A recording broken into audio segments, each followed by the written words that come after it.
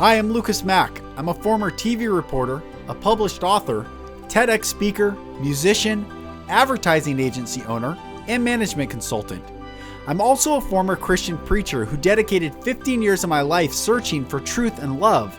I've done a lot of work to heal, and I'm on a mission to see the hurting get healed and the healed go out and heal others, in order for all of us to experience the true love and light we desire. This podcast is me sharing my journey with you, so you don't feel alone in your journey. Welcome to the Golden Rule Revolution.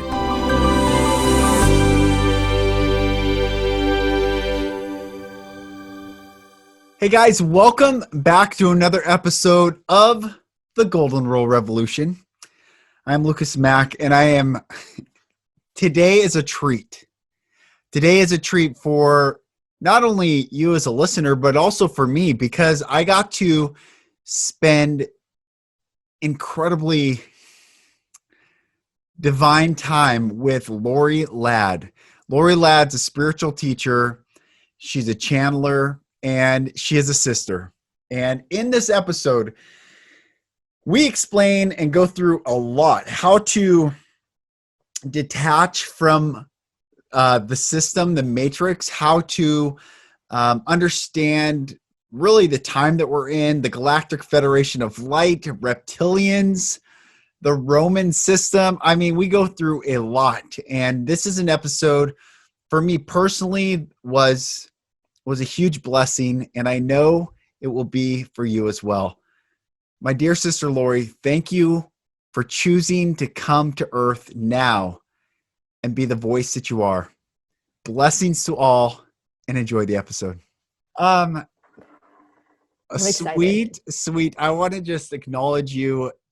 Sweet, powerful, compassionate Lorie Ladd. Loving Lorie Ladd. One of the things that my wife said is, when she talks, referencing you, so when you talk, you come from such a place of love and not let me tell you how it is. And it's, you're loved because you share love. And I just want to acknowledge you and thank you for coming on the podcast and spending time to talk about all the things. And it's just an honor to have you on. Yeah, I'm grateful that you invited me in. And yeah, let's do this.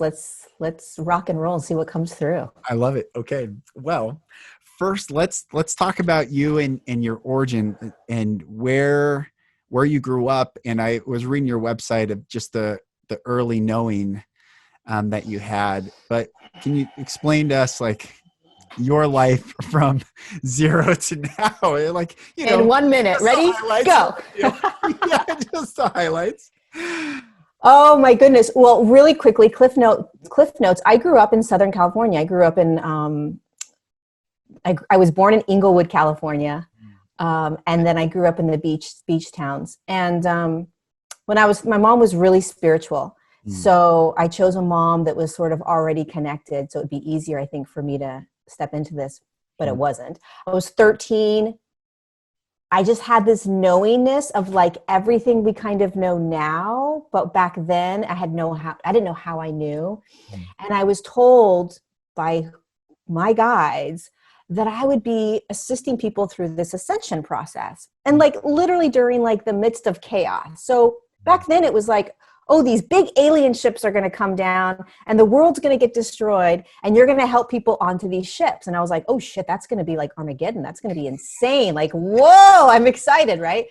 And then now we're oh, it's actually this. Yeah. Right. Oh, right. This is what you guys were talking about. We're not going anywhere. Right. So I had a very normal life, though. I never committed to my work until I was 40. So I'm 45 now. So I spent most of my life very normal. I had a lot of addictions. I had sexual abuse at a young age. I had an eating disorder. I've been sober since 2013. So I got to have a lot of really fun experiences in my human journey, which has led me to where I am now. And I think I really committed to doing my work and stepping into this purpose and this channeling and connecting to these beings and letting them come through me and share. It was around 2016 so about 4 years ago. And that was really when I started to be consciously aware of what it means to evolve and to ascend and to step into these higher states of consciousness. And so everything that I go through, I teach. I don't teach anything that I haven't experienced or gone through in terms of like the process of how to do it, right? Like I teach from my own experience and what has worked for me. Mm-hmm. And I channel these higher dimensional beings. It's just very naturally. It's just part of what I'm here to do. And so when you say that your messages are from love, it's really not me. I mean, it is me, right? But like, it's their energy that you're feeling. It's their energy that's coming in that you're feeling. And that's why so many people are like, oh my God, I feel calm as soon as I listen to you. It's actually not Lorie personality ego, because I'm kind of crazy and like, you know, I can do, my personality is like, you know, kind of wild. It's them that's coming through and sharing the information. So you guys are, the listener is connecting to that energy, not me, which is what's so magical about it. Because I could be in a really shitty mood, close my eyes, bring them in and push play, you know, record. Mm-hmm. And they're just coming through in that really calm, peaceful way that shows up when I speak. I mean, I am very loving and I am becoming more and more loving, but I am also like, you know, human. Well, you're also the container for that love to come through. So, you know, if you weren't a loving container, correct. You are that. Correct. You are a loving container. Yeah. 2016 was my awakening as well. And that was such I mean, globally, personally, regionally, like everything was happening at that time where this rattling, this shaking, that everyone was getting woken up, or not everyone, but many were getting woken up at that time.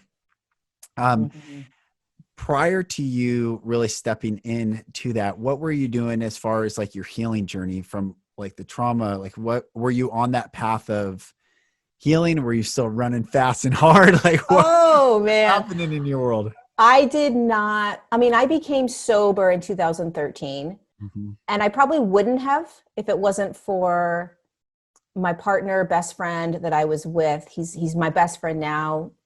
We thought we were romantic, but that didn't turn out to be the case. But if it wasn't for him coming in and saying, hey, I think we need to go to AA, I never probably would have gotten sober until 2016. So I lived my whole life really running from my trauma. As when I was 6 years old, I was sexually abused by my father. And still don't have like really vivid memories of it. So it's kind of like, you know, like I know it's happened, but I don't have, you know, and I think there's still that protection around it of like, it's okay. You don't need to like go there. Yeah. So it wasn't until 2016, because I stepped into my purpose. Like there's no way I could do my purpose without healing every ounce of me or clearing every ounce of me or working through it. You have to. Right. You just have no choice. And so that became a fast track these last 4 years of all of my addictions, all of my pain, all of my hatred for myself, my hatred for my body, like not feeling worthy of love, real love, you know, being seen, being heard. I mean, you name it, man. I went through it, and I'm finally, what's the date today? You know, every day I'm getting more and more whole. I'm always whole. We're always whole, but kind of really stepping into that. Every day there is more of me that I am loving, more of me that I'm accepting, more of me that I am holding. And you know, COVID was really the last sort of, you're going to be annihilated in the next 6 months. So I want you to sit alone and literally like sit in the fire of everything that's left for you to really feel within you. And so it was like this annihilation process, I feel like, of going as deep as I possibly could with all my trauma, with all my pain, with everything, like just annihilate me. And it was this guttural, like, this like, this pain. And, you would look at me and say, yeah, but you're channeling and you're bringing in all this information. And it's like, yes, but I'm also transforming. I'm also shifting. I'm also going deep into pain and trauma. And I come out and it's like, holy shit, I've never been so peaceful right now. I've never been so alive and alert and connected. And I'm literally like, listen, you got to bring something else on, bring it on, like Yeah. I'm good, like bring it, right? Yeah. Like I am good and I can also handle anything else that comes. Right? There's nothing wrong with that. There's nothing wrong with our traumas and our pains and the shit that we have to feel. It's like, bring it, because if it brings me to this, I'll take it any day. That's right. Right? That's right. I say we're not free until we can talk about anything to anyone at any time and not get triggered, not shamed. Like, this is our journey. This is us. This is us, so that we can get on that mountaintop. And when we say freedom from the depths of our toes, like bring forth freedom, we know we're free. And so this time, and it's interesting, you just said 6 months, March 12th. So we're recording this on September 15th right now. So it's March 13th was, 6 months. It's been 6 months. And March 12th, I've always been afraid that I was going to be killed by it. That has been just this. And when my wife met me, she had this dream, this vivid dream, that men in black robes grabbed me and drug me away and were drilling, took a power drill to my brain and were drilling on me. And they told her that I knew too much. And she was like freaked out, like, what? And I didn't even really told her about, hey, this is really who I am. Like, this is what's really going on. And all that fear got brought back up with the contact tracing and this and that, and all that fear of like, well, they're going to get me.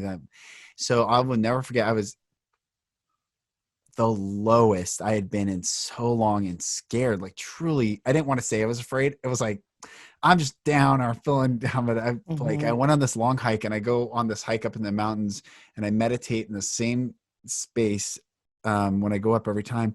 And I'm like, I am afraid to die. I'm afraid they're going to kill me. I'm really like afraid I'm going to die.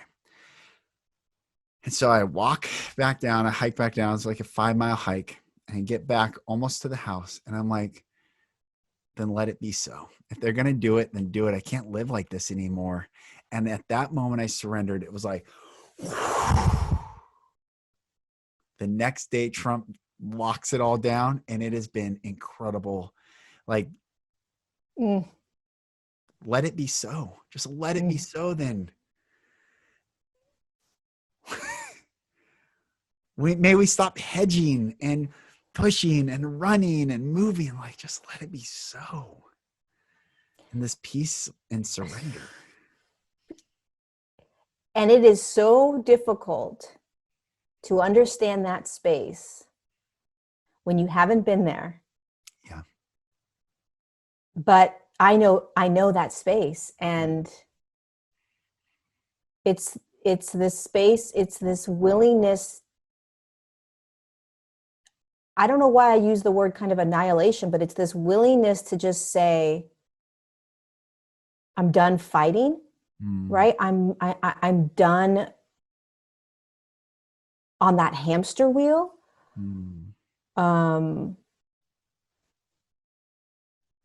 What if I just dropped? Like,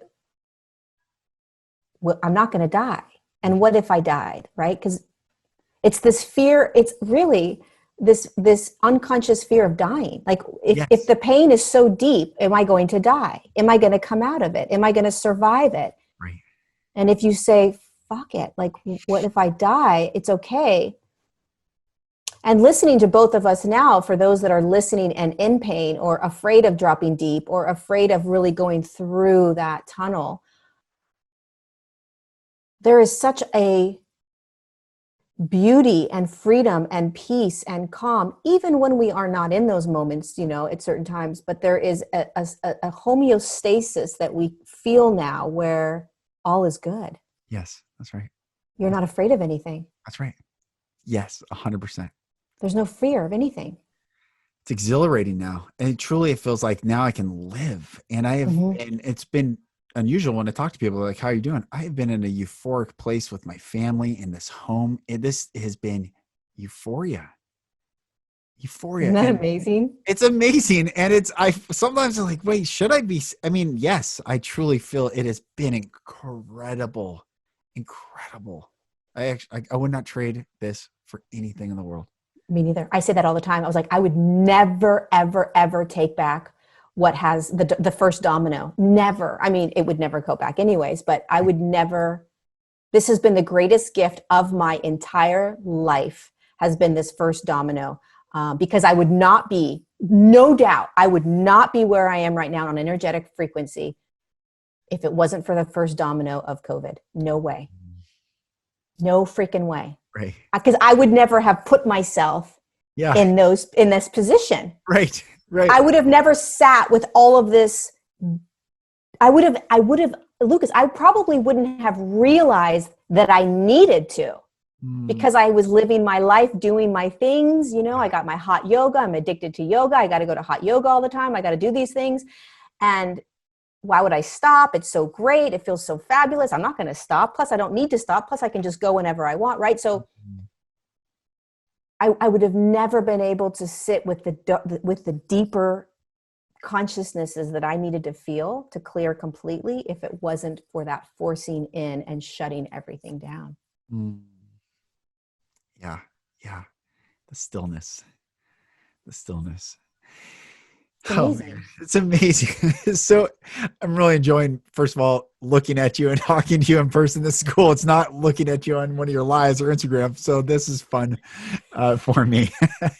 It takes a lot of courage. Yes. That is it. It is.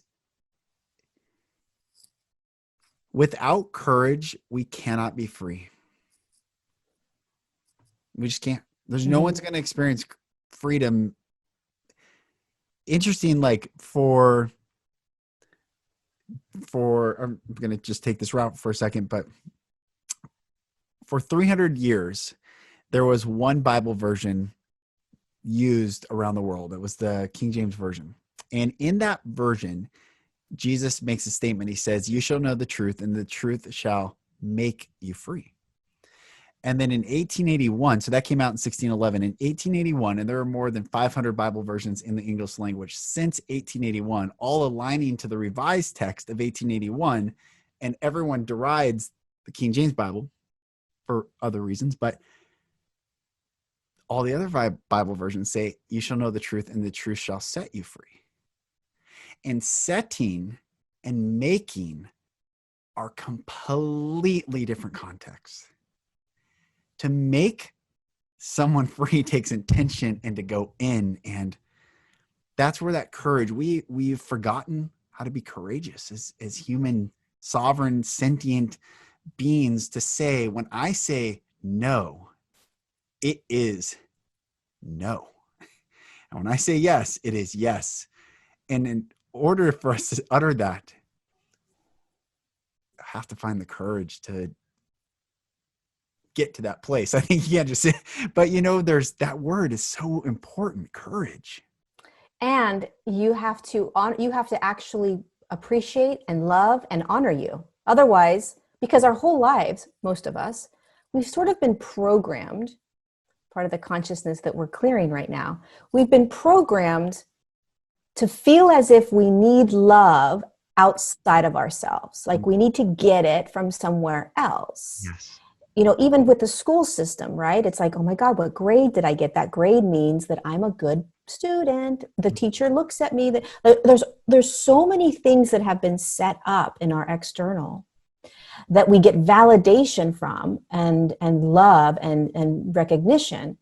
So we forget that it's actually right here. And when you have that knowingness of like, oh, it's actually right here. I don't need any of that nonsense bullshit. Right. Then you step into this sovereignty of like, oh, I'm good. Yeah. I'm freaking good. And when you're there, then you're like, oh, that's a no for me. Like, right.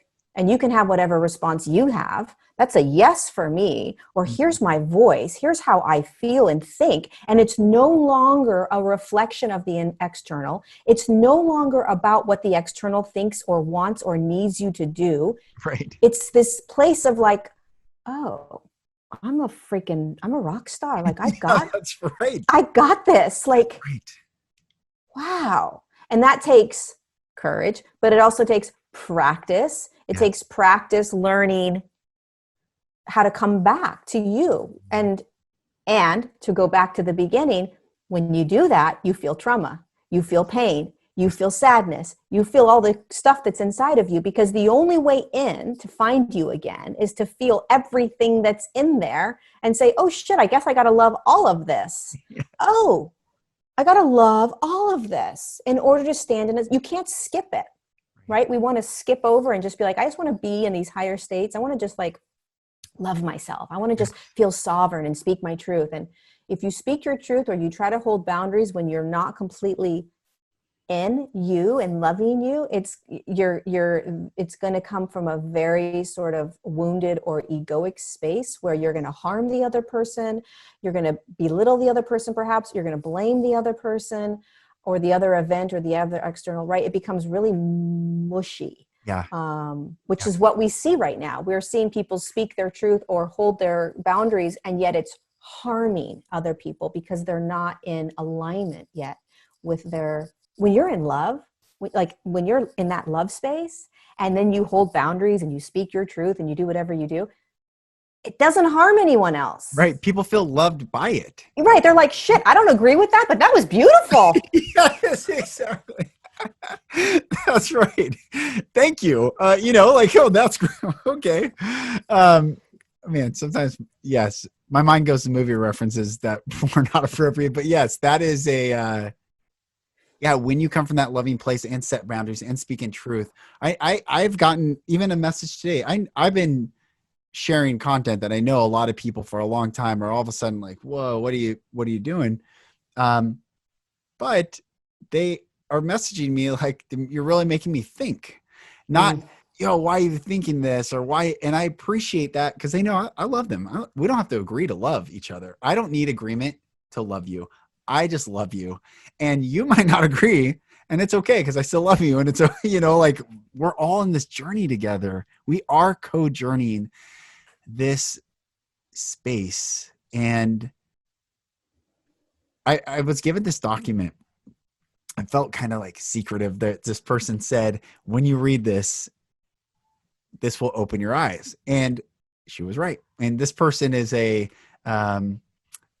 well-known, like really beautiful channel, clean, loving being. She's an incredible being. And she gave me this document called The Hidden Hand. And it was this Illuminati member, higher ranking than any known family of the 13 families that we know. And he explained everything. And this Illuminati person said, I know it sounds so wild, people listening, but the document, and it was really good, said he's of the soul conscious, the soul group Lucifer. And Lucifer's job on this planet is to create negative polarity because the creator loves this planet so much that without creating the negative polarity, people cannot choose the positive. They cannot choose service to others.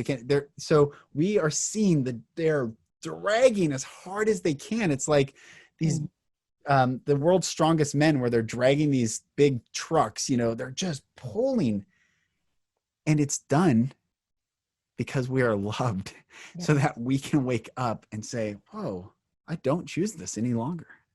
God, I love that. Isn't that so cool? I will send it to you. It's really, really beautiful, but it's a great concept where if we don't know pain, we don't know where to heal. So if we don't feel pain and our body is broken, but we don't feel it, infection sets in, all sorts of other things set in, and we die. Emotionally, it's the same thing. We have to feel the pain where we must heal. If we don't feel the pain and we just keep going and like ignore it, and we want this euphoric, blissful state of like ascension, but we don't go back and heal those most painful. And I use the word dirty. For me, it was so dirty, just dirty and it's like dread, as a sense of like the worst dread of dirtiness, and to have to go back. And sometimes we do it with coaches, sometimes we do it with plant medicine and groups, or, you know, guides or whatever, but to go back and look at it and say, we're safe now. Mm-hmm. Mm-hmm. We're safe now. That's why the human journey is miraculous and courageous, because when you're in it, we don't give ourselves the credit for what we're actually doing here. And going back to your Lucifer soul group, there are many, many thousands of higher consciousness, higher dimensional beings that have chosen to come in to play these roles for us. And it's a choice, and it's not a right or a wrong. It is I'm going to go in and I'm going to experience and create torture and hell and evil and all this crap, right? And it's allowing us to be able to see that which we have to see so that we can recognize what we're in, which is a third dimensional consciousness, so that we can step out of that third dimensional consciousness and we can evolve and ascend into higher states of consciousness, higher dimensional fields. If we can't see it, how are we going to be able to recognize what we're in? Which is why all of this horrendous, horrific stuff is coming up and bubbling, you know, the satanic rituals, these horrific sex pedophile rings, these things that you're like, I can't even wrap my head around, so I'm just going to not. It has to come up so that we can recognize what we've actually been standing in for so long, so that we can then choose to move out of it and choose to evolve or ascend. It's here. We have to see it. It has to be acknowledged, right? It's like that pink elephant or the white elephant in the room, right? You're like, I don't know, I'm not going to look at it. I'm not going to look at it. Well, then you're just going to stay in that lower state of consciousness. Right. And that's a big elephant to drop some big droppings in that room. So if you don't want to look at it, you're going to be left with what it leaves for you, and it's not going to be pretty. Yes. Right. I took that analogy a little further. I love it. I love it. Saying like, yeah, you can't ignore it so long. It's going to like, the shit's going to get heavy and stinky and like nasty, and you're not going to be able to ignore it. That's right. Like eventually you're going to have to be like, oh, right. Okay. This is shit. This is real big shit. This is shit. This is big. Yeah, that's right. Yeah. Yeah, it's amazing. I'm curious, like, books. So one of the things, so I read that Hidden Hand, and the Hidden Hand, this guy, he says that he's responsible for the religious. He said they carved the earth up in sections. So there's people that are in charge of the religions of the world. There's people that are in charge of the economy of the world. There's people in charge of governments of the world, and all these players. But he said that the Book of Ra was 95% accurate. And someone asked, because it was this back and forth conversation, why wasn't it accurate? And said sometimes the human body was tired, or, you know, and the words didn't come through clearly. So I've been reading, I'm almost done with book 2 out of the 5. And I'm like, what? This is the most incredible. Have you read it? Oh, okay. No, I haven't. My guides have me Good. do have me read anything. Okay, good. I figured, and that's why so another beautiful soul I've had on, Busy Gold, she doesn't read anything either, and lovely, beautiful, and I love it. I've heard of it. Lots of people are like, you got to read this, you got to read this, you got to read this. I wouldn't say that to you. I was going to say you are in alignment with it. Like all the messaging is this similar, and it's beautiful, and everything makes sense when you start detaching and looking at the bigger picture. Like we're talking about leave the room and then look back and like, oh, there's an elephant in the room. That's all why I'm tying that back together, is having context helps the content make sense.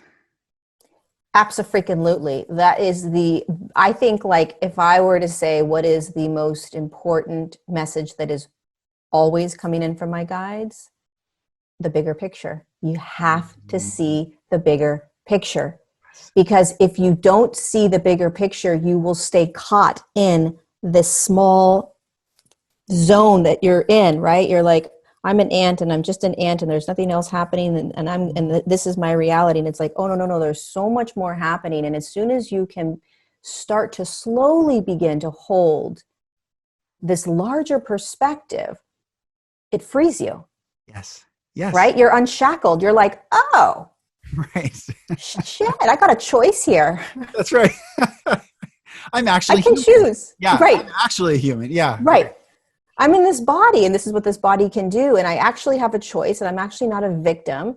And I always like to teach things in terms of consciousness, always, instead of person, place, event, things like that, because really you can boil it down to consciousness and energy. And it allows us to be able to navigate the nows that we're having and the stuff that we're having to look at with a little bit less attachment and judgment. Right? So when you see it as a consciousness, which is an emotion or a thought, or I like to think of it as like clouds, right? Like you can think of the political system as a cloud, right? You can think of the educational system as a cloud, the environmental system as a cloud, the scientific community as a cloud, and there's all these little clouds inside there. And what do you feel when you step into these systems or these programs? How do you feel when you walk into it? How do you feel when you walk into the grocery store? How do you feel when you have conversation with someone, right? That's the consciousness. You're feeling the consciousness of it through an emotion or a thought or behavior or a belief or a reaction, right? And if you recognize that this is what's actually happening, you detach from it while you're still experiencing it. So you're not as in it. You're not it. And you then get to choose, do I want to stay in this cloud? Right. I don't think so. Right. Do I want to stay in this relationship? No, exactly. It becomes a game. Yeah. Yes. I didn't mean to cut you off. It's just fun. It does become fun. And what I was sharing, so plant medicine has been a massively beautiful part of healing for me because of to feel safe to go back to those places and be there and look at it and say, okay, that's what, okay. And it's been beautiful.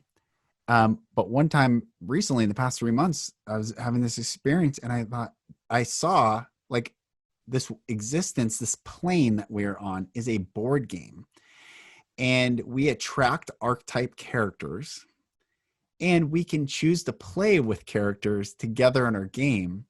And the game says when you pull like Candyland, for instance, I saw it was like Candyland. I love that game. It's a great game. We play it all the time. So it's so good. When you pull a purple, you have to land on purple. And our job is to wake up and say, actually, when I pull purple, I will land on anything but purple. Or I will land on purple. But when I pull this card, I'm determining the steps. And sadly, for many, and this is, I would love to hear your thoughts and just take on this. I saw that, the game, everyone's trying to get to if they stay in the game, if you stay in that cloud in the system, it has a predetermined path to start and finish in the game. And in Candyland, you get to this one, you land on the wrong slot and it takes you all the way down. And there's many right now that they're still in this game and they're getting lost in these paths. Like a loop. I kept seeing like a loop, like they're in it, but they're just kind of looping in it. Yes. They're not actually getting out of it. Right. Yes. That's exactly. And when we wake up to the game, I was talking to Champ who did the Great Awakening map and we were talking and he's like, oh, I've seen the game Archetype 2. And I was like, oh, I didn't even know that was a thing. And he's like, yeah, that's a thing. And I'm like, that's incredible that there's this consciousness that teaches us this is a game. You don't have to play by the rules preset by the matrix or the system or the cloud or the function, or you can. What's interesting is what they're showing me as you're talking is we as higher dimensional consciousnesses, energy, souls, spirits, God, whatever you want to call you, that's not the human, that's inside the body. It came in. It came in. And before it incarnated, it knew how this game worked. Oh, that's cool. It knew. Gives me chills. That's cool. Yeah. No. And it understood that it had to create Akashic records, which means it needed some sort of Candyland board, right? So your Akashic Records is like the Candyland board, right? So it's like, okay, I get the game. I understand I have to play it. I got to create Akashic Records, which is basically like, one, am I a male or a female physically? Where on the earth plane am I going to be incarnated? Who are my parents? And then it gets a little bit deeper, like, well, what kind of core consciousnesses do I want to experience? Oh, I would love to experience a massive amount of physical trauma, right? Or I want to experience how it feels to not love myself. Or we pick these abandonment issues, right? Or, you know, you pick some pretty heavy ones, right? You pick those, put them in your little Akashic record thing, and you understand that this is kind of going to navigate your journey in this Candyland landscape. And there's also positive sort of Akashic record things that you pull in, but you know you have these guides and you know that you're connected, but as soon as you drop in, the density of what we're dropping into shuts you off. It's like, it's so heavy. It's like a blanket comes down on you and there might be light out, but the blanket's so heavy, you can't see anymore. And then it becomes this, oh, I'm blacked out until I start to turn the lights on. And that's what we're doing right now. We're turning the light on, or we're peeling back that heavy blanket. Yes. And we're starting to see like, oh shit,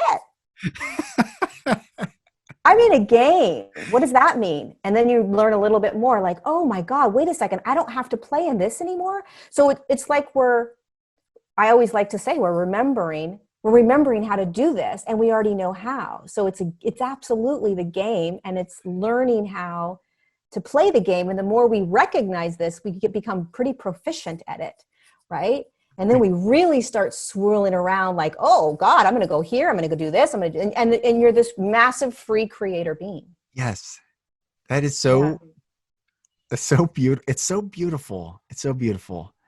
I'm so glad we're talking. This is so fun. I know, it's so amazing. I love it. It's awesome. Yeah. I think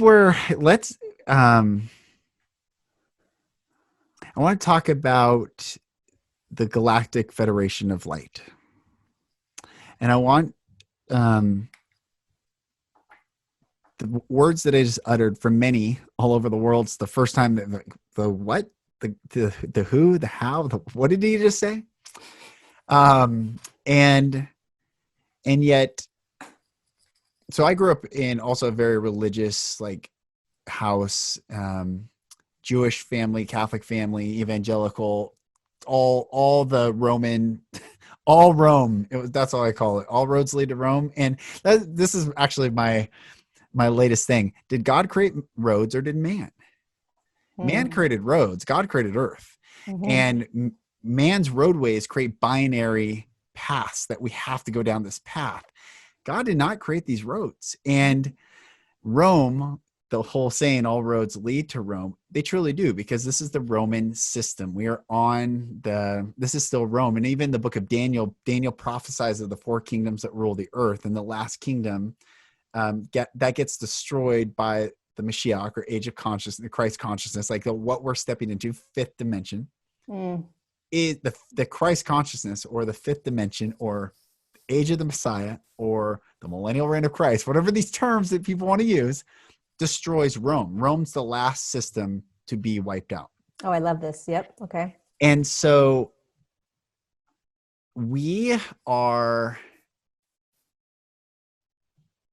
somehow in Rome, they're teaching us to fear everything. Yeah. Rome controls by fear. Yeah. There's this heaven, binary, or there's this hell. You choose, but I'll tell you, choose wrong and you're going to hell. Well, what if I did? Oh, there's this.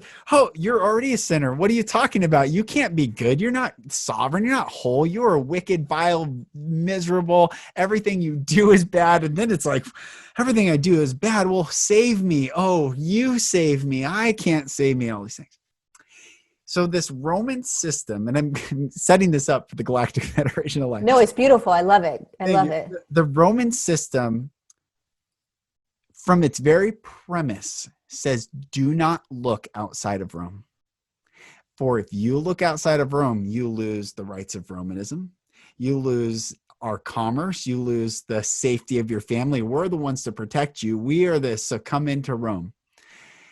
And as this gets shattered, and we start to look up again, One of the greatest, perhaps the most difficult lessons that humankind would ever learn was if the lights went out. Mm-hmm. And what we would be left with was staring at the sun by day and the moon and stars by night. And we'd remember again, we are part of this system. We are part of some divine. My wife and I finished, we're part of a divine system to finish that thought. My wife and I finished Amazing Fungi, the Paul Stamets movie, this documentary. It's talking about the mycelium in the earth, and the documentary did a cool job showing what's below the ground, as if you see these movies or documentaries, you go below the sea and they show you everything. This goes below the ground and shows all the mycelium all over the earth, and the world's this conscious. The earth is conscious. It's a conscious being, and we get to be stewards or players on this consciousness, and it's so beautiful.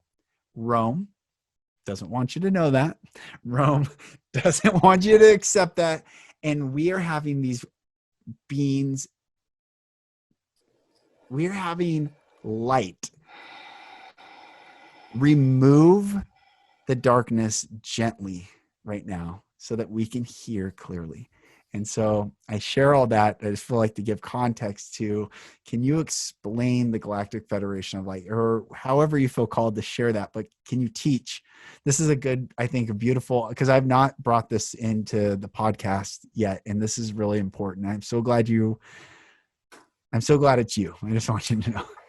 It's interesting. I love how you brought awareness to the way we have been programmed to fear, and the way religion has conditioned us to fear these beings and to fear what is outside of us and to fear what we can't see unless it is a Messiah or in the Bible, or, I'm not a religious person. I didn't grow up that way. So I don't have a frame of reference for that. So it's beautiful that you started there, and really acknowledge that, because that is very real.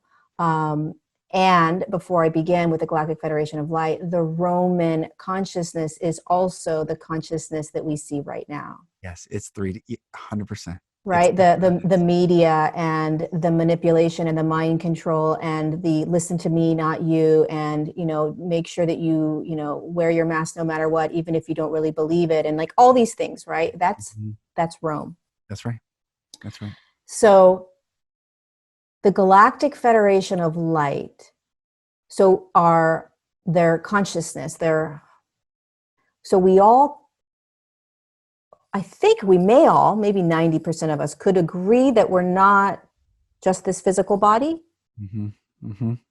I would say majority of this audience anyway. Yes. Yeah. A majority of us could believe that, okay, there's probably some aspect of me that's a soul, a spirit, something other than this physicality. Like, right?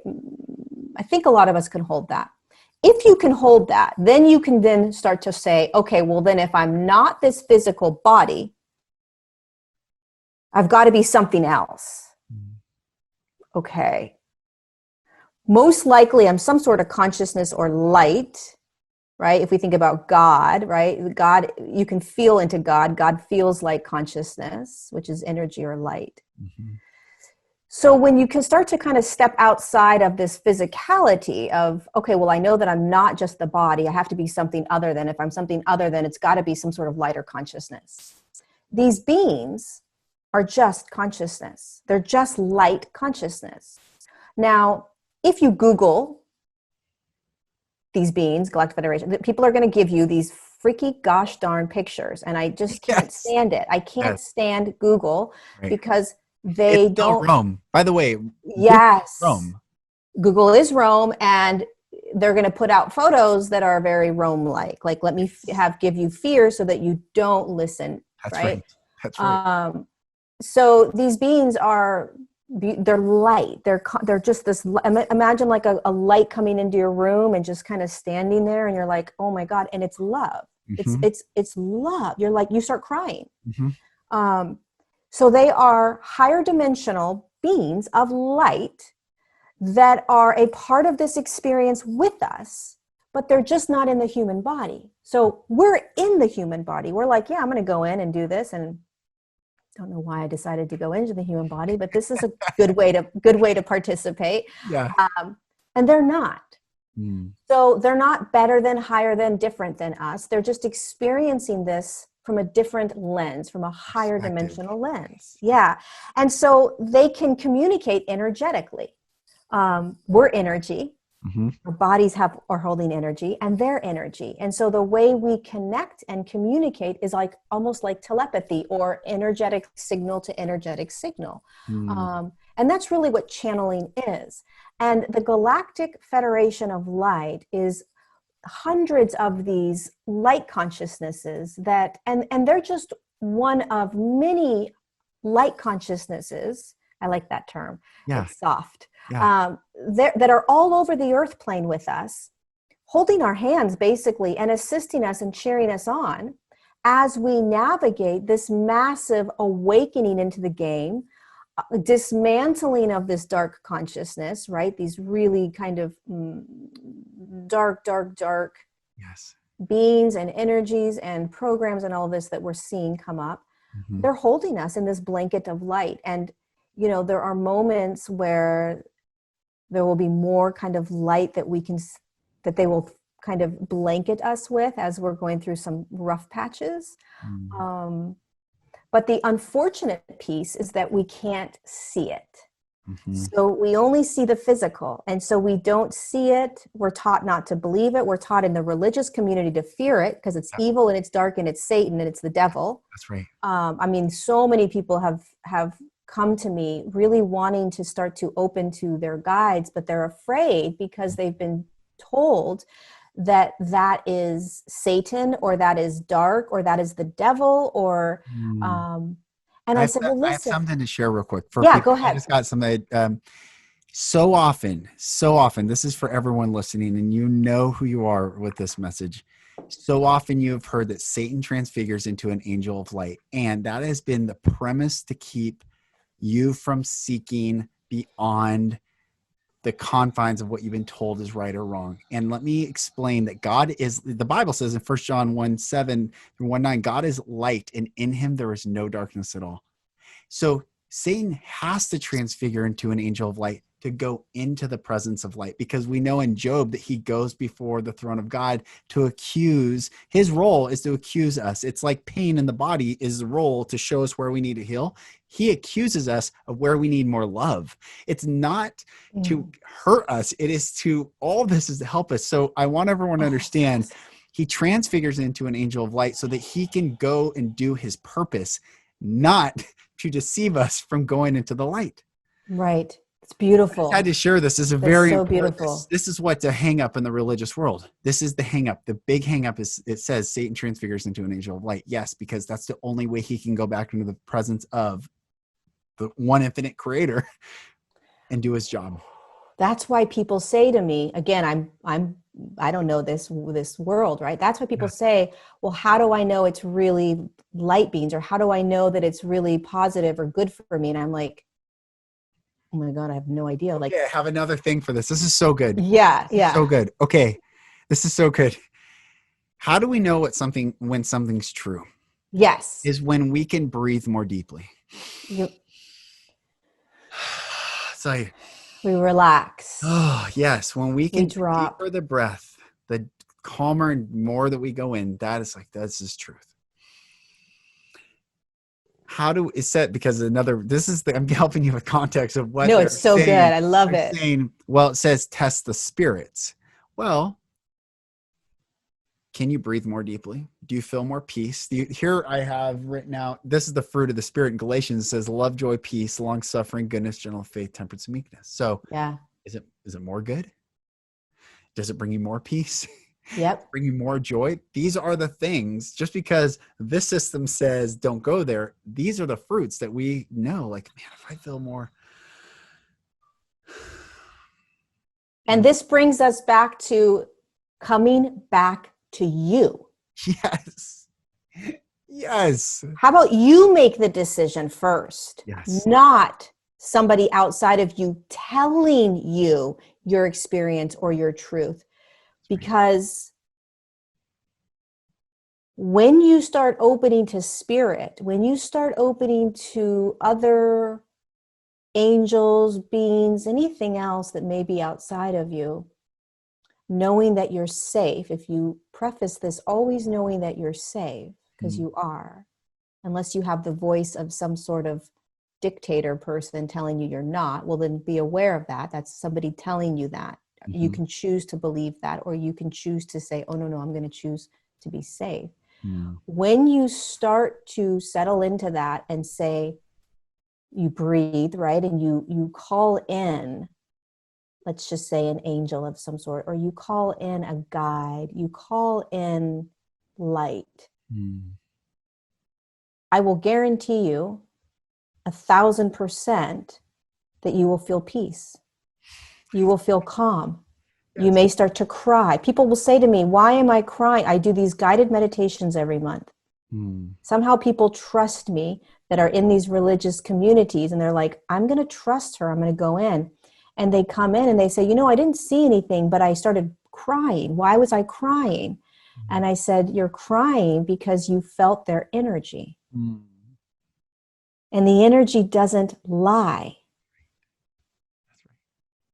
And if you have this pretense or this notion that you're not safe, and that, these people are telling you that it's going to be dark, or it's going to be the devil, or it's going to be Lucifer, then you're just holding yourself in a shackle. You're tight, you're restricting. Oh my God, what's going to come? What's going to come? I must not be safe. I must not be safe. I must not be safe. Which is a choice. Yes. It's a choice. You're programmed. We've all been programmed. We're programmed. You don't have to be programmed. You can have religion. You can have the Bible. You can have church. You can have all of that, and you can open yourself up to other experiences and energies as well. There's no such thing as black or white. That's right. Right? That's right. Oh, thank you for saying that. That's right. Yes. I think that's what we're breaking out of. I think that's why I'm on your podcast right now, is now I'm like, oh, that's why I was like in an immediate yes when you asked. I didn't even look at your podcast.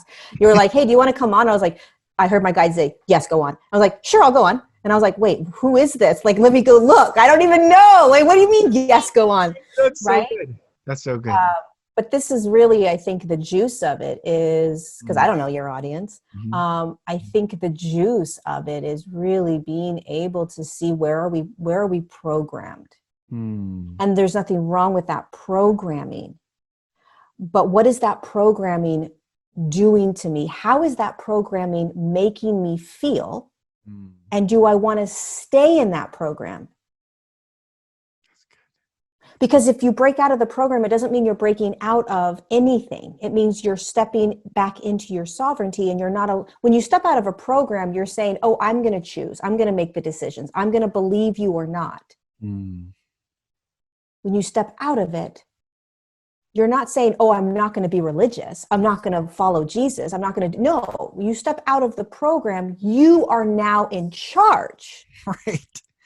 That when you say, I will follow Jesus, if you so choose, for the first time ever, it's actually you saying, I will, right? Not you, I should, but I have to. I have to, yes. And this is what it means if I do. And this is what it means if I don't. That's so good. Yeah. And people, you could replace Jesus in religion with a parent. The family structure is, for many, as strong, if not stronger, than the religious structure. Amen. Absolutely. And it's designed that way. Right. That's right. That's right. That's why our contracts with our parents are the most powerful contracts we have, and they're the hardest to break. Yes. That's right.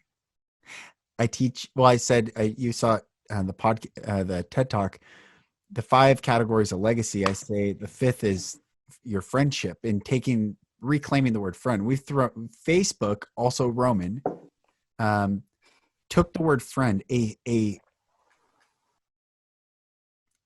word's coming, a sanctified word, a word set aside. When I call you friend, it's not like, hey friend, it's, in fact, I tell my wife, I don't like some of her friends use this word like, hey friend. It's just like becomes slang, like, hey dude, or hey whatever. But no, friend is a holy word. I want people to reclaim the sovereignty of this word. When I call you friend, when I call you sister, this isn't like, hey, jive turkey, what's up? This is saying, no, listen to me as my sovereignty. I'm calling, I'm bringing you into my bosom and holding you tight. And friendships are anyone that shows you unconditional love.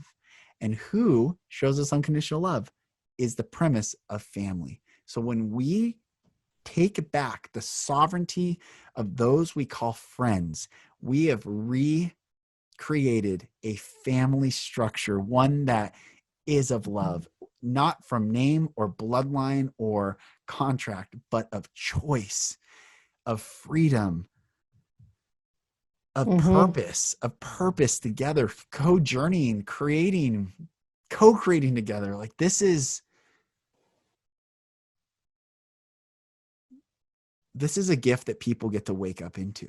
This is like when you play the game, you land on this and all of a sudden, like whatever happens, clouds open up and you get rained down. We, and our soul family and the soul and, And then you start, and the piece that's coming in for me right now as you're speaking is like, a lot of times, at least in my growing up, and we can't choose our parents, right? You can't. And so I think that goes to friends as well. It's like, well, I've been friends with them for so long. I've been friends with them. They're my family.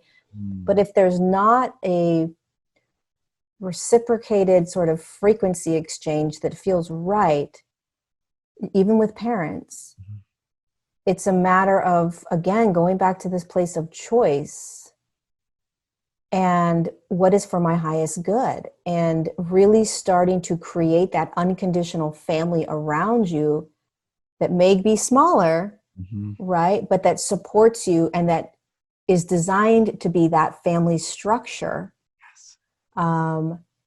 That isn't based on that Roman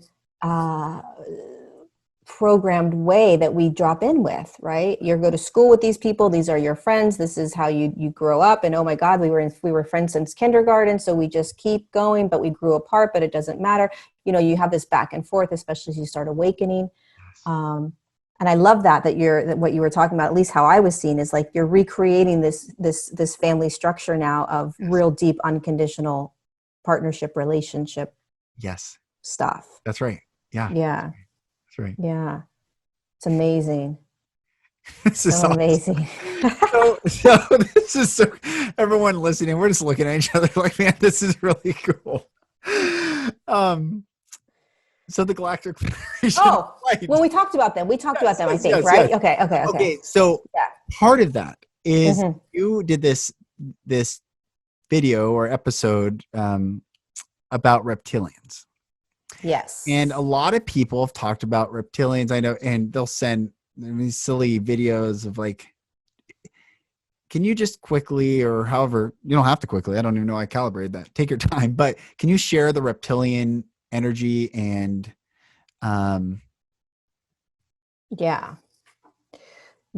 so we name it reptilian. Everything has names because we are in a consciousness or a third dimensional field where we need names to things in order to understand it.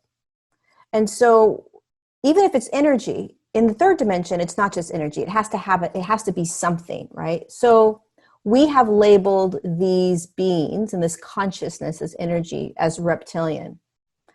And then because I think the reason we've labeled them reptilians is because there were humans that experienced them. And when they experienced them, they saw them as these reptilian type beings. And so then they say, oh, they're reptilians. And then, the game of telephone plays out and it becomes, oh my God, they're this and this. They're actually from a third dimension, from the third dimension, from physicality. We experience them as energy. Why do I say that? Because they are of a higher frequency. And if they are not third dimensional, so we cannot physically see them. We only see the dimensional field that we're in. So if a consciousness is in a higher dimensional field, like an angel or a reptilian consciousness, or the Galactic Federation of Light, anything, right? It won't be physically seen. Mm. So we will see it as energy and consciousness. The reptilian consciousness holds themselves, or itself, all of it, in a fourth dimensional field. It's a field or consciousness that is in a higher frequency than where we are. And they have this consciousness has an awareness of how energy works. Mm. They have an awareness of how dimensional fields work. They have an awareness of how to navigate all of this that we don't have yet, because we're still in a denser third physical dimensional field. And so this consciousness has the ability to manipulate energy, bodies, all of it. And they understand the variety of consciousnesses that can be experienced in this third dimensional field. So they see the third dimension as like a candy store, because they don't exist in a third dimension. They exist in a fourth dimension, which is a different type of experience. And so when they move themselves in energetically into a third dimensional field, they get to experience fear and anger and rage, and it's like really physical for them, right? And they get to go into bodies and manipulate the bodies, and it's really a fun experience for them.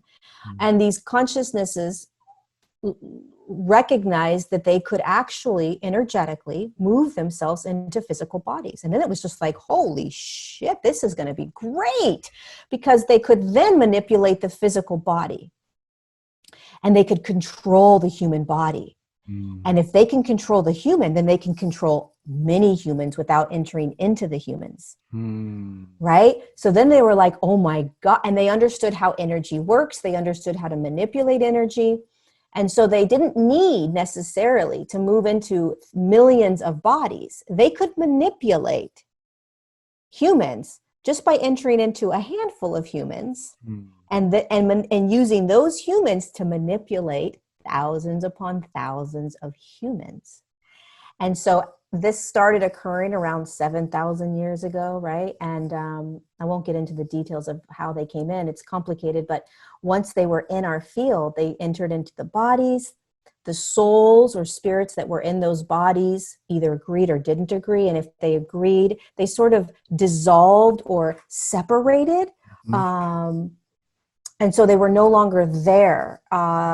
This is so important. Yes. Yeah. And they also sort of, the spirit that was there, the personality ego that was there, it was like they shifted. So all of a sudden, thousands of years ago when I was writing my book, that my guides were showing me that these consciousnesses would enter into the bodies. And let's just say they entered into a body at the age of like 14, right? There's not a specific age. The 14-year-old that everyone loved and knew was different. Their eyes were different. Their mannerisms were different. Everything was different. Let's say they entered in around 6 months, right? Then it wasn't such a drastic difference in terms of who they showed themselves as, but they were no longer the higher dimensional consciousness or the spirit and soul that came into that body.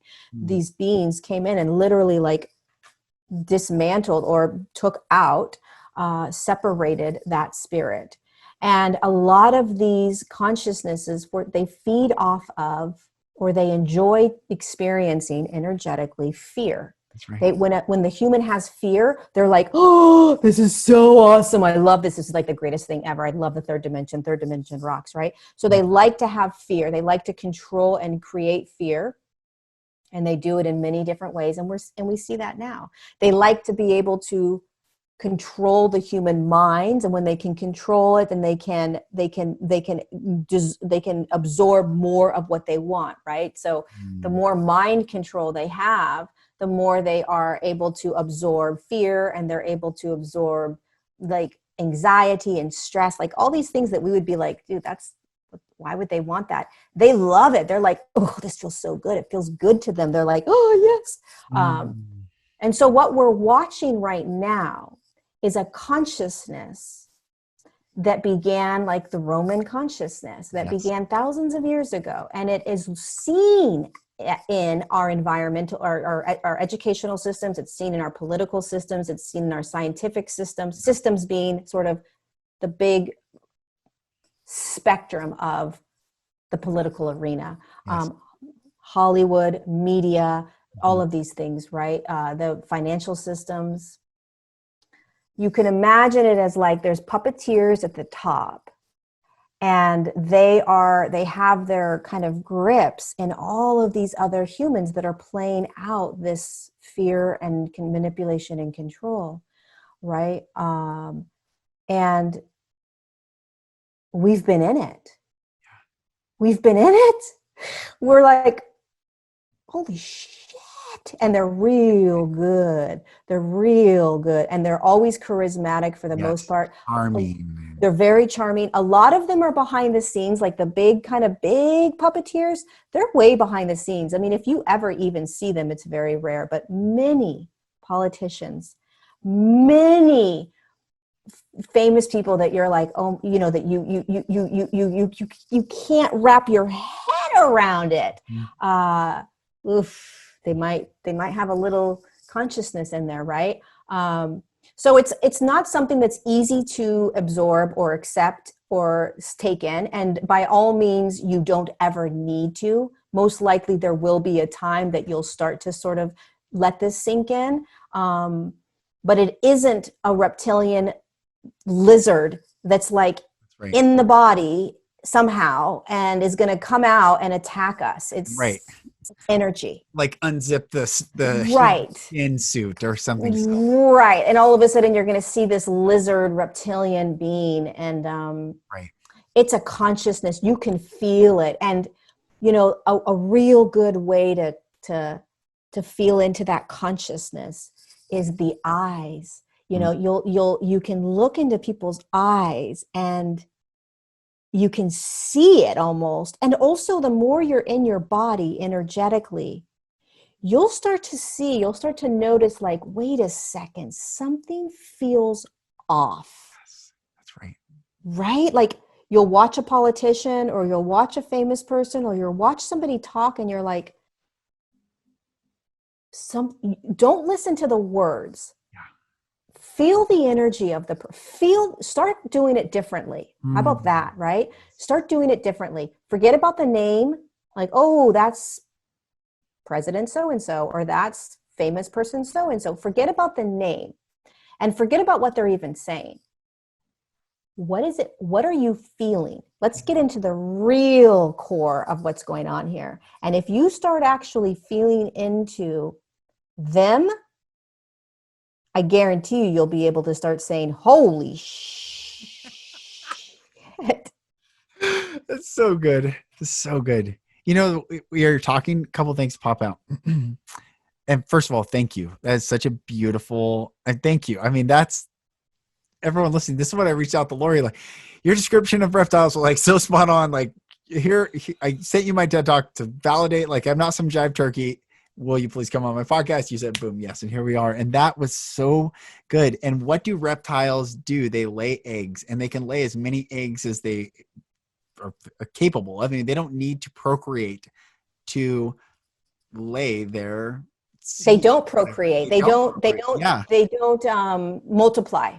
That's right. And it's interesting that, I mean, just from the biblical framework, because that's where I come from but I've left that. It's just to use that for so many people listening. It says, after the serpent goes to Eve and this consciousness comes to Eve and says, you shall not surely, and doesn't lie to her, tells her the truth. You're not going to die. God knows the day you eat thereof, your eyes shall be open. You shall be as gods, knowing good and evil. You will be conscious. And God comes down, not in judgment. It says, and they heard the voice of the Lord God walking in the garden in the cool of the day. Like, that's a really beautiful picture. Like, there's no anger. There's no wrath. There's just like, hey, I'm here. Like, it's all good. But man experienced fear for the first time and hid. And God called out to him, and he has this conversation with Adam and Eve. And then he talks to the serpent. He tells the serpent, dust shalt thou eat all the days of thy life. And then he goes to Adam and it says, and for dust thou art, and dust thou shalt return. So the reptilian consciousness thrives off the decay of man. And how does man die? In fear. When we are fearful, we've stepped out of our sovereignty. We've not fully filled. When I do inner child work with men, I have them invite their innocent child, their boy, back into themselves. And I say, feel them in your earlobes, like the scalp of your hair down to your toes. Like, he is back in you. You are in you for the first time ever. Congratulations for being in you. And when you are in you, there is no room for anything else. Oh, it's so. You know what's interesting about the history of when that was all written was I don't know who wrote the Bible. I don't know the history of all that, right? But those beings were there at that time. Yes. That consciousness was there at that time. Yes. Yes. Those humans walking were acutely aware of that consciousness. Yes. To give specifics to validate what you're just saying, Genesis 1:1, in the beginning, God created the heaven and the earth. Cool, great, good, nothing controversial there. Genesis 2:1, thus the heavens and the earth were finished and all the hosts of them. Okay, so we hear that there's some dividing of densities, like that's the dimensional fields getting separated. So, okay. Genesis 3:1, now the serpent was more subtle than any beast of the garden which the Lord God had made. So the serpent was there. And you want to know something super interesting? You know, humanity, as much as Rome controls, Rome is not of God. Rome is not of love. Rome is not of love or light. And so Rome professes, the narcissist projects upon his victim that which he does, which is called gaslighting. So Rome gaslights the world and saying, we are of God, but we operate out of fear. And then it confuses the audience of like, wait, what? So Rome hates God because fear hates love in this context. And yet all the planets in our solar system are named after beings of pagan gods, per se, in that context. Mars, Venus, Saturn, Jupiter, Pluto, the three entities named in Genesis that have never been renamed: Sun, Moon, Earth. How is that? What do you mean they've never been? I mean, people don't have different names. It's that they want to rewrite everything. Why I'm saying this is there is this greater consciousness of love, and there's nothing to override like the origin of love. Right. And the love has set in order all things and then created these densities for us to experience love, not for us to. It's like, I don't know healing unless I first knew pain. I don't know. I guess I don't even know where I'm going. I'm just. Well, you know what's interesting? Fascinating. The interesting thing that you say about the sun, the moon, and the earth. I don't know here's what I know about those three things. They are consciousness, like you and I. And so planets are not consciousness. Planets are almost like, and stars, they're like holding grounds for things. They're like, not to go too far out there, but they're more of a physical structure, let's just say, for third dimensional understanding. I'm not going to go any further right now. But sun, moon, and earth is consciousness. It's not physicality. So it looks physical to us, and there's a body around it just like us. So we're not physical. We have a body around us, but we're consciousness. We're God inside of it, right? We're source inside of it. We're light inside of it. Sun, earth, and moon are three consciousnesses. This is so good. They have a physical form holding their consciousness that chose to be a part of this experience. So whatever story that was coming from, or whatever that. Yeah, I'm not even sure where it was coming from, but yes, yeah. This is so good. Yeah, it doesn't change names or whatever, but yeah. So those three things. It's interesting that you brought those things. Those are three high frequency consciousnesses, beings, whatever you want to call it. God, they have spark of God in them. Yes, are held inside that physicality that we see: earth, sun, moon, body. we are them, they are us, they are with us, they're helping us, they're assisting us. Earth is with us, the moon is with us, and the sun is with us. We're all doing this together. That We're is all so participating in the game. Yeah, it's amazing. It's really amazing. To end or to wrap, I want this makes sense now. I did this angel healing session. I've done everything. I want to experience all the things and live it all and feel it all. And I did this angel healing session where these people channeled these angels, and I didn't tell them not one word about me. I just was referred to them by someone I trust and love. I jump in on the session. It was on Zoom, and it was as if I told them everything. It was incredible. And they said at the end, I've been so vulnerable, like just vulnerable, sharing like courageously, like open book. But they said the moon is the feminine, the sun is the masculine, and the masculine protects the feminine so that we can receive without fear, receive without wound. And I had my moon in front of my sun, which people didn't trust, even though they believed it, they listened, but they're like, wait, this is not in alignment. And so that we're talking about these conscious beings. I have like experienced the resetting of order. That's amazing. That's fascinating. It's fascinating, isn't it? It's so fascinating because the moon was designed to hold feminine consciousness for the earth and humanity, because we were going to be experiencing a very masculine consciousness for a very long time. And the sun is the balance of the masculine. So the sun is also giving us life, literally energetic life and light. And so the moon is a really powerful piece to this whole process, because she is balancing and holding so much feminine energy for us so that we can begin to balance it within ourselves again. So that's fascinating. Yeah. The way it's positioned, how you hold it. Yes. It's like the masculine's to protect the feminine. The feminine allows us to receive. Yep. And when we have that wounded feminine, we shut down receiving, then we can't heal, we can't feel love, we can't come back. Yeah. All these things. So it's just, Yeah. I'm so Wow. Oh, thank you. Amazing. You're just, That was beautiful. I'd give you the biggest hug if we were in the same room right now. I would give you the biggest hug. Big bear hug. Thank you, sister. Thank you. Okay, people listening, please share where they can find you. Sign up. I know you have meditations and courses and classes that can sign up. Please share all the things, and then I will put everything in the show notes. And everyone listening, please sign up with Lorie. I don't have a lot of classes and courses. So I have a website, lorieladd.com. I do monthly guided meditations that are really powerful. You can find them on my website. Instagram, you can find my almost daily videos. YouTube is really where you can dive in. YouTube is just Lorie Ladd, and Instagram is Lorie_Ladd, Facebook Lorie Ladd. And then I have a Patreon community where I show up 5 times a month live and do so much stuff. So yeah, just find me and we'll connect. Beautiful. Thank you. Thank you so much for coming on. You're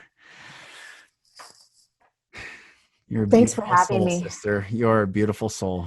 So are you. Thank you for everything that you're doing, and thank you to everyone that's listening and walking through this with us, because we're all in this together. We're all learning, relearning, remembering, and we're doing the best we can every single day. So I'm grateful to be here with you. I cannot wait to have more episodes. Lorie's going to come back on in a couple of weeks, and we're going to discuss more about breaking free of the Roman system, religion, spirituality. I have a lot of downloads and clarity that we're going to bring to that episode as well. So I'm excited for that. Lorie, thank you again for coming on. Blessings to you, dear sister, and blessings to all of you for listening. This is the greatest time to be alive. This is your time of awakening. Whether you are in your season of summer, fall, winter, or spring, all 4 seasons, prune away those things that no longer serve us and bring forth the things of our highest good for our highest good so that we can awaken to our purpose. I posted something today on Instagram, a quote that I had hit me this morning, and it says, I am becoming who I am. I am becoming who I am. May we all become who we are in our truest form. Blessings, brothers and sisters. I am Lucas Mack. This is the Golden Rule Revolution. Make sure you share this podcast, rate it, spread the word, and join the true revolution, the revolution of love and light, the revolution of loving people, the revolution of receiving love. And when we receive the love, we can give the love to every single human being on this planet. So blessings to you all. I look forward to talking with you on the next episode. Thank you, brothers and sisters, for listening. For support in your journey, go to my website, lucasmack.com.